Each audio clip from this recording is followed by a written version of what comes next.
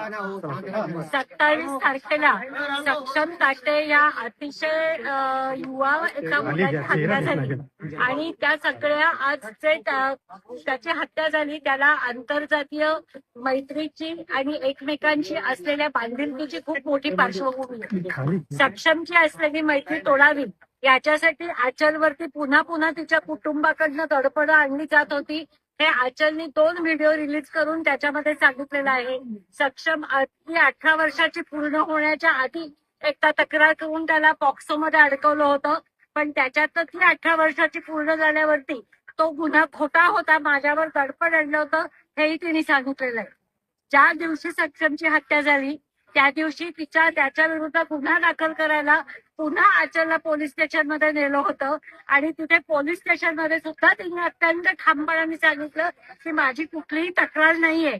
आणि आचलच्या बयानानुसार पोलिसांनी तिच्या समोरच तिच्या भावाला सांगितलं की तू एवढ्या बाकीच्या सगळ्या प्रकरण घेऊन पोलीस स्टेशनमध्ये येतो, त्याच्यापेक्षा त्या मुलाला मार आणि मग पोलीस स्टेशनमध्ये ये. या सगळ्या गोष्टी आचलने तिच्या व्हिडिओमध्ये सांगितलेल्या आहेत. हे प्रकरण हे जात वर्चस्व वादातनं घडलेलं प्रकरण आहे.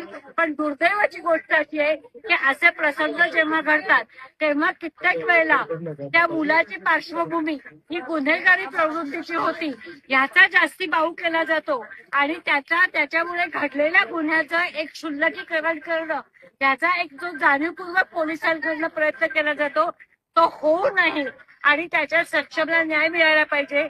आमची नांदेड पोलिसांकडनं अशी अपेक्षा आहे की याच्यापूर्वी अक्षय बालेरावच्या प्रकरणामध्ये जे घडलं ते आता घडणार नाही आणि अतिशय निपक्षपातीपणे पोलीस याची चौकशी करतील आणि अक्षयच्या कुटुंबाला जसा न्याय मिळाला नाही तसं न घडता सक्षमच्या कुटुंबाला त्याच्यामध्ये निश्चितपणे न्याय मिळेल.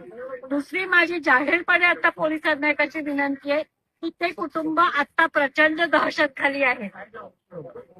गुन्हेगार ज्याच्यावरती आरोप आहे तो अल्पवयीन असल्यामुळे तो लवकर सुटण्याची शक्यता खूप लोकांना वाटते.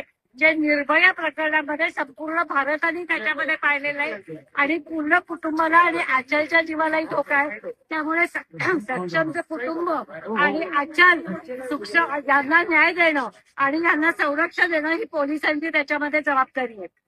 मी वंचित बहुजन आघाडीच्या वतीने असं जाहीर करतेय की सक्षमला न्याय मिळण्यासाठी आम्ही झगडत राहू, पण त्याच्याच बरोबर आचलच्या सगळ्या शिक्षणाची जबाबदारी ही वंचित बहुजन आघाडी उचलत आहे. त्यांची मागणी अशी की साहेबांनी ही केस लढावी, ज्या पद्धतीने परभणीच्या याच्यामध्ये साहेब स्वतः वकील म्हणून उतरले होते. वंचित बहुजन आघाडी पाठवायची म्हटल्यावर ते काही करण्याची वेगळ्या सगळ्याची गरज नाही. तुम्ही साहेबांच्या कानावर घातलं आहे की त्यांची अशी मागणी म्हणून? साहेबांच्या कानावर नसतं तर मी आज इथे आले नसते. असते का वकील म्हणून त्यांच्यासाठी लढणे? मला आता मागणी केली मी घालेन साहेबांच्या कानावर. धन्यवाद. त्यांच्या घरात मार्ग पण नाही झालं.